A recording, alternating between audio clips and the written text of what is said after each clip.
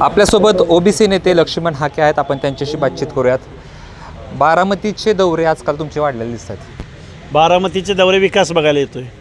बारामतीच्या दुष्काळी भागामध्ये जवळजवळ 25 ते 30 गावं आहेत. त्या गावामध्ये साधं पिण्याचं पाणीसुद्धा तिथल्या जनतेला मिळू शकत नाही, हे बघायला येतोय.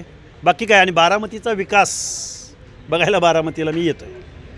झेडपीची निवडणूक आहे, पंचायत समितीच्या निवडणूक लागली. काय नेमकं कशा पद्धतीने लढता? आता झेडपी पंचायतीला जो कार्यकर्ता ज्याचा हुनर जागा आहे, ज्याला आपल्या भागाचे प्रश्न मांडायचे आहेत, ज्याला वाटतं आहे आपला प्रतिनिधी बारामतीच्या पंचायत समितीमध्ये गेला पाहिजे, आणि जो लढेल त्याच्या पाठीशी ठामपणे उभं राहायला मी बारामतीमध्ये आलो आहे. आणि सर्वसामान्य माणसांचा, वेगवेगळ्या बारामतीमधल्या झेडपी गटामधल्या लोकलच्या कार्यकर्त्यांचा आवाज बनण्याचा प्रयत्न आम्ही निश्चित करू. कार्यकर्त्यांनी फक्त शेपूट घालून, मर्जी सांभाळून, मला डिरेक्टरशिप मिळाल्या, मला कारखान्यावर घेतलं आहे, मला कुठंतरी ग्रामपंचायतीचा सरपंच केला. अरे गाव तुझं, मतदान करणारी तुझी माणसं, आणि तुला कधी दादानं सरपंच केला? हे वास्तव या बारामती परिसरामधल्या लढाऊ कार्यकर्त्यांच्या मनामध्ये एक आशा निर्माण करण्यासाठी आपण लढलं पाहिजे, आपला प्रतिनिधी तिथं गेला पाहिजे, हे सांगायला. आम्ही आंदोलक आहे, आम्ही सामाजिक आंदोलन करणारी माणसं आहे. राजकारण करायला आमच्याकडं नाही कारखाना, आमच्याकडं नाही पार्थ पवारांप्रमाणे एखादी दारूची फॅक्टरी, आमच्याकडं नाही दादांप्रमाणे जवळजवळ 15 वर्षापासून अर्थ खातं. मग सर्वसामान्यांचा आवाज बनणं हे आंदोलक म्हणून आमचं तुमच्या निशाण्यावरती सातत्यानं अजित पवार का असतात? आमच्या निशाण्यावरती पवार तर अजित पवार असतात, नाहीतर शरद पवार असतात, नाहीतर रोहित पवार असतात. हे सातत्यानं निशाण्यावर तेच का तिघं, दुसरं कोणी राज्यात नाही का? जे 1978 साल आहे, 1978 सालापासून महाराष्ट्रामध्ये ज्या आडनावाच्या माणसानं फुले शाहू आंबेडकरांचं नाव घेऊन महाराष्ट्रातल्या भटके, ओबीसी, दीनदलित यांच्यावरती जो अन्याय केला आहे, विकासाचं केंद्रीकरण केलं आहे, विकासाची बेटं निर्माण केली, कारखानदारी निर्माण केली, पण सर्वसामान्य माणूस मात्र जिथल्या तिथं आहे. म्हणून आम्ही पवार फॅमिलीच्या विरोधात बोलतो आहे. आम्ही इथं जाचक, सातव, अजून कोण तावरे, देवका ह्यांच्या विरुद्ध का बोलत नाही? मी का पवारांच्या विरोधात बोलतो आहे? अरे तुम्ही सत्तेत आहे ना, सत्तेमध्ये असल्यानंतर राज्यसभेची सीट पण तुम्हालाच पाहिजे घरात, सुनेत्राताई पवार. आणि इकडे झेडपीला पण युगेंद्र पवाराला तुम्ही उभे करणार, पार्थ पवारला करणार आहेत ते? अरे आम्हाला ऐकू नाही म्हणून आम्ही आलो आहे. अरे म्हणलं महाराष्ट्रातल्या 10 गेल्या तर चालतील, पण ह्यांना अडवलं पाहिजे. मंगेश साबळेला अडवायला मी जालन्याला जाणार आहे, कारण तुमची जी मागणी आहे ती चुकीची आहे. अरे तुम्ही आंदोलन करताय, तुम्ही लक्ष वेधून घेताय, कार्यकर्ता म्हणून सहानुभूती आहे तुमच्या आमच्या मनात, पण तुम्ही ओबीसीच्या जागेवर जर उभं राहत असाल, मूळ ओबीसीने जायचं कुठं? पवारांना अडवल्याशिवाय आम्ही नगर परिषदेमध्ये एकच माणूस आमच्या विचारानं निवडून आला, काही अपक्ष आले. अरे महाराष्ट्रात गेला ना तो बिचारा, ते आलेले परत अजित पवारांसोबत गेले ना, गेले, त्यांना शुभेच्छा आहेत. काय विषय काय आहे, लोकशाही इथल्या लोकांना कळली नाही. आम्ही फक्त मतं द्यायला जन्म घेतला आहे, एवढाच अर्थ लोकशाहीचा इथल्या लोकांना कळला आहे. महानगरपालिकेच्या निवडणुकांचा निकाल लागला, कसं बघताय निवडणुकीकडं? दोन्ही राष्ट्रवादी एकत्र आले, पुण्यात फायदा झाला नाही, भाजपला मोठ्या प्रमाणात यश मिळालं. मी एवढा मोठा नाही पवारांना सल्ला देण्या एवढा, पण तुम्ही नक्की सत्तेत आहात का तुम्ही विरोधात आहात हे एकदा महाराष्ट्राला सांगा. तुम्हाला काय वाटतं? अरे हे सत्तेत पण आहेत आणि विरोधात पण आहेत. ह्यांना विरोधकाचा, फुले शाहू आंबेडकरांचा पुरोगामी महाराष्ट्राचा नेता पण व्हायचा आहे एका बाजूला, आणि दुसऱ्या बाजूला भाजपबरोबर जाऊन हजारो कोटींची, लाखो कोटींची डील, आपली प्रकरणं यासाठी कॉम्प्रोमाइज करायचं आहे. त्यांची डायरेक्ट डील अमित शहा आणि नरेंद्र मोदी साहेबांबरोबर असते. आणि इकडं मात्र काय म्हणतात, आम्ही फुले शाहू आंबेडकरांच्या विचारासाठी आम्ही यांना विरोध करत राहू. लोक त्यांना निवडून देतात. कुठं दिलं? आता महानगरपालिका, पण बारामतीमध्ये येऊन पवारांवरती बोलणं त्याचा बुमरँग होतं. आजपर्यंतचा इतिहास आहे. आता इथलेच लोक सांगतात तुम्ही सातत्यानं पवारांवर बारामती येऊन टीका करता. हे बघा, बुमरँग होतं, निवडणुका जिंकल्या म्हणजे ते खूप शहाणे आहेत असा भाग नाही. लोकशाहीचा अर्थ इथल्या लोकांना कळला. इथल्या म्हणजे बारामतीच्या नाही बोलत मी, संपूर्ण महाराष्ट्रामधल्या लोकांना कळला असता तर ही वेळ नसती आली. विकासाचा असमतोल मी काय बोलतो आहे, दादा नेहमी दाव्यानं सांगतात की मी पहाटे उठून काम करतो. पहाटे उठून कुठं काम करतात ते? पिंपरी चिंचवड, पुणे आणि बारामती. अजितदादा पवार महाराष्ट्राचा उपमुख्यमंत्री पहाटेचा उठून कधीतरी सांगलीच्या महानगरपालिकेत गेला आहे, पहाटेचा उठून कधीतरी परभणीच्या महानगरपालिकेत केला आहे. महाराष्ट्राचा उपमुख्यमंत्री, ज्याला महाराष्ट्राचे मुख्यमंत्री व्हायची स्वप्न पडतात, त्यांना कधीतरी चंद्रपूरच्या महानगरपालिकेत पहाटेचा जाऊन विकास बघितला आहे का हो? अरे काय चाललं आहे? कुणाला चिवत्या बनवत आहे? ही येडे बनवण्याची लक्षणं आहेत. मग जी पिंपरी चिंचवड जागीर समजली होती यांनी, जी पुणे महानगरपालिका जहागीर समजली होती तिथल्या लोकांनी कात्रजचा गाठ दाखवला. अरे किती लाजिरवाणा पराभव आहे. अरे ठाकरेंनी महाराष्ट्राची आबरू वाचवली. माझं आणि त्यांचं लय जमतंय म्हणून नाही बोलत. ठाकरेंना जनतेने दाद दिली. अरे संघर्ष करणाऱ्या लढणाऱ्या माणसाच्या पाठीशी सर्वसामान्य माणूस आहे हे मुंबईच्या जनतेने दाखवलं. अरे तुम्ही एकदा भाजपच्या बाजूला, एकदा याच्या बाजूला, एकदा त्याच्या बाजूला, काय चाललंय नक्की हे म्हणून पवार कुटुंबावर पवारांचा माझा काय बांधायला बांध आहे. लक्ष्मण हाकेंचं पवार सोडून सांगायची पटतं असं नाही. आम्ही भाजपचं GR फाडला ना. कसं पटतं भाजपबरोबर. पुणे महानगरपालिकेमध्ये 41 पैकी जवळजवळ 30च्या आसपास मराठा कुणबी एवढेच निवडून आले. बाकी ओबीसी वाऱ्यावर सुटले. ओबीसीना आतडे तुटूस तर ओढून सांगतोय राजाओ तुमचं आरक्षण संपवलंय राज्यकर्त्यांनी. निवडून यायचा निकष लावता मग आरक्षण कशासाठी आहे.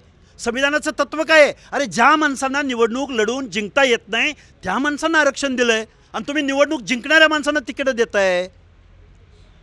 महाराष्ट्राचे भाजपचे नेते मी एक उदाहरण सांगतो तुम्हाला. योगेश टिळेकर नावाचा भाजपचा आमदार पुण्यामधला 40 नंबर वॉर्डमध्ये डुप्लिकेट ओबीसीच्या पाठीशी उभं राहिला आणि खऱ्या ओबीसीचा पराभव योगेश टिळेकरनं केला. कसं आम्ही त्यांचं समर्थन करणार.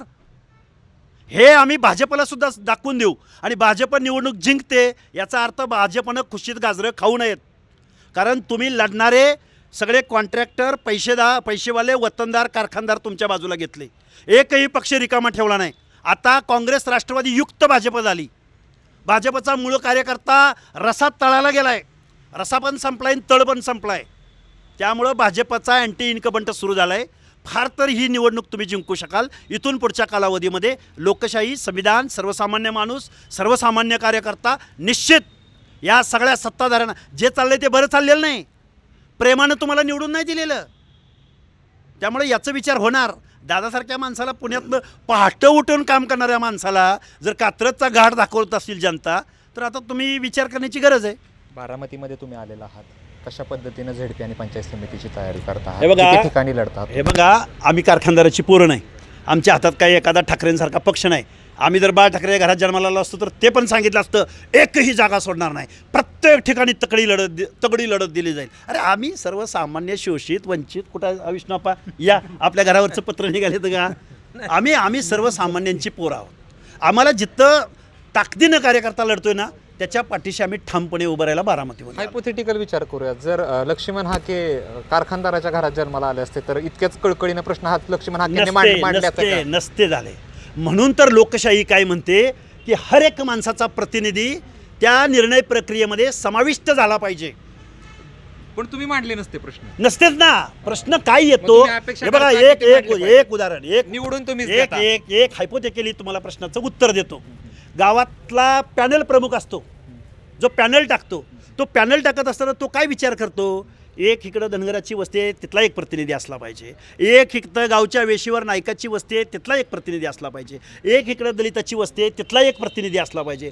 सर्वांचं सर्वसमावेशक जर मी पॅनल उभं केलं तर माझं पॅनल निवडून येईल आणि सर्वांचा सर्वसमावेशक विकास होईल. अरे पवारांचं काय चाललंय. सुनेत्राताई, सुप्रियाताई, शरदचंद्रजी पवार, अजितदादा पवार, पार्थ पवार. आता या सगळ्यांचा अनुभव कमी पडतो म्हणून की काय युगेंद्र पवार आता निवडणुकीला उभं राहणार. युगेंद्र पवार अजित पवारांच्या विरोधात पण लढले होते. आता कुठे तुम्हाला तो प्रश्न आता सगळ्या महाराष्ट्राला पडला. Let me complete. Yugendra Pawar बारामतीच्या नगर परिषदेच्या निवडणुकामध्ये किती सभा घेतल्या, किती प्रचार केला. पार्थ पवारांनी तुतारीचा प्रचार केला का बारामती नगर परिषदेमध्ये. ते होते का एकत्र त्यावेळी. नंतर युती झाली माझ्या माहितीप्रमाणे. प्रश्न विचारणार होतो तुम्हाला की आता हे दोन्ही एकत्र स्थानिक नेत्यांना अधिकार दिलेला आहे. कसं बघता हे चित्र. कुठल्या स्थानिक नेत्यांना. कोण आहेत स्थानिक नेते. कार्यकर्ते आहेत. गप म्हणले गप. चल म्हणलं की चल. आणि हे जे कोण निवडून आलेत किती आहेत बारामती नगर परिषदेमध्ये किती नगरसेवक निवडून आलेत आकडा सांगा ना तुम्ही. इथले आहात 30 किती 40 किती 6 विरोधात आले होते त्यातले 3 किती किती किती टोटल संख्या सांगा ना मला. साधारण 38. मला त्यातलं एकही नाव माहीत नाही. पण आमचा एक माणूस निवडून आला अख्ख्या महाराष्ट्राला माहिती आहे. बारामतीकरांना इथले नाव माहिती आहेत का माहिती आहेत. दादांनी मला संधी दिली. दादांच्या कृपेनं मी नगरसेवक झालोय. अरे तुझं काय आहे का नाही. विरोधातले 6 हे नाकारता येणार नाही. आम्ही मांडतोयच ना. ते मी लय आता मोठेपणाने सांगणार होतो पण त्यांनी जाऊन कुठं हाराकिरी केली शेपूट घातलंय त्यामुळे मी त्यांचं नावच घेतली नाहीत. विषय असा आहे, तुम्ही या व्यवस्थेचे केअरटेकर आहात, मालक नाही आहेत. अजितदादा पवारांनी दादागिरीची भाषा सोडून ओबीसीबद्दल काय अजितदादा पवारांच्या पक्षाची भूमिका आहे सांगावी बरं. छगनरावजी भुजबळांच्या अनुपस्थितीमध्ये ओबीसींची मतं आपल्या पक्षाला मिळायला पाहिजेत याबद्दल अजितदादा पवारांच्या राष्ट्रवादीचं काय धोरण होतं सांगावं बरं अजितदादा पवारांनी. अरे पैशावरती आणि नुसत्या सत्तेचा माज असला म्हणजे निवडणुका जिंकता येतात हे तुम्हाला जनतेनं दाखवून दिले. आता पिंपरी चिंचवडमध्ये आणि पुण्यामध्ये कोण होतं त्यांच्याबरोबर? धनंजय मुंडे होते का सवांना? आणि आत्ता पुणे असेल, पिंपरी चिंचवड असेल, मुंबई असेल, तुतारीला जवळजवळ 17 ते 18 नगरपालिकांमध्ये भोपळा फोडता आला नाही. भोपळा. अरे वंचितचा परफॉर्मन्स चांगला ना त्यापेक्षा MIMचा परफॉर्मन्स. अरे 100च्या वर नगरसेवक झाले त्यांचे. काय चाललंय? काँग्रेसची आणि ह्याची ओबीसीचे प्रकाश शेंडगे आहेत त्यांची युती होती, त्यांच्या पक्षाची चर्चा चालू आहे. कसं बघताय सगळं? हे बघा, सगळ्यांकडे जे लढणाऱ्यांचं स्वागत आम्ही करू, पण जनसामान्यांच्या प्रश्नावर पण उतरलं पाहिजे. निवडणुका आल्या की युती, निवडणुका आल्या की निवडणुकीला अरे रस्त्यावरचा संघर्ष कधी करणार तुम्ही? भाजपची धोरणं आत्ताची ही लोकशाहीला साजिश आहेत असं ह्या विरोध लढणार कोण? निवडणुकांना आल्या की निवडणुकांचा अर्ज भरताय, लढा ना कोणतरी, विषय हातात घ्या. अरे महाराष्ट्रामध्ये 50 ते 60% आसपास जो ओबीसी आहे, जे भटके विमुक्त जातीचा, मी आंदोलक आहे म्हणून बोलतोय. असेच प्रश्न शेतकऱ्यांचे आहेत, असेच प्रश्न पशुपालकांचे आहेत, असेच प्रश्न दूध उत्पादकांचे आहेत, असेच प्रश्न ऊस उत्पादकांचे आहेत, असेच प्रश्न मोसंबी उत्पादकांचे आहेत. अरे ह्यांचा वाली कोण वाली? कोण प्रश्न उठवणार? आणि निवडणुकीला कोण आहे वाले? कोणच नाही हे तर सांगतोय.